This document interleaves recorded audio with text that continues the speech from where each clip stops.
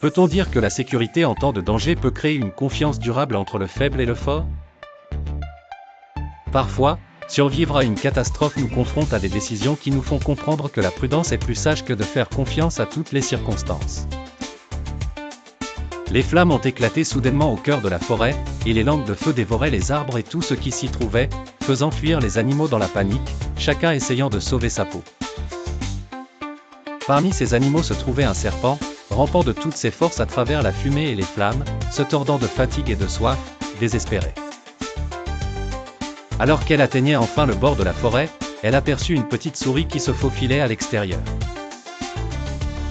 La souris, d'abord terrifiée, s'apprêtait à fuir, mais le serpent l'arrêta en disant d'une voix rauque, « N'aie pas peur. Je viens d'échapper à la mort et je jure de ne pas te faire de mal, j'ai juste besoin d'un peu d'eau et je veux être ton ami. » La souris hésita avant de répondre prudemment, « Suis-moi alors, je vais te montrer où trouver de l'eau. » Elle la conduisit à un petit terrier qu'elle avait passé des semaines à construire avec soin, apporta de l'eau et la fit boire jusqu'à ce qu'elle soit rassasiée. Le serpent soupira de soulagement et lui demanda un endroit calme pour dormir.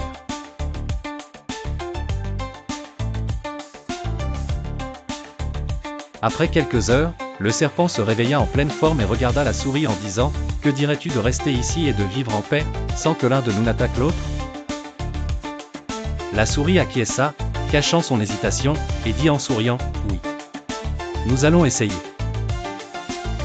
Peu après, la souris demanda la permission d'aller chercher de la nourriture, et dès qu'elle atteignit la porte du terrier, elle se retourna et dit, « Au revoir.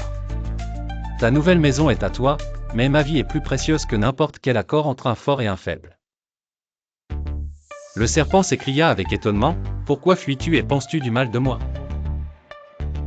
La souris répondit avec confiance, « Un véritable accord ne protège pas le faible si la peur en est la base. Je me sauve moi-même car ta sécurité ne signifie pas que je suis en sécurité.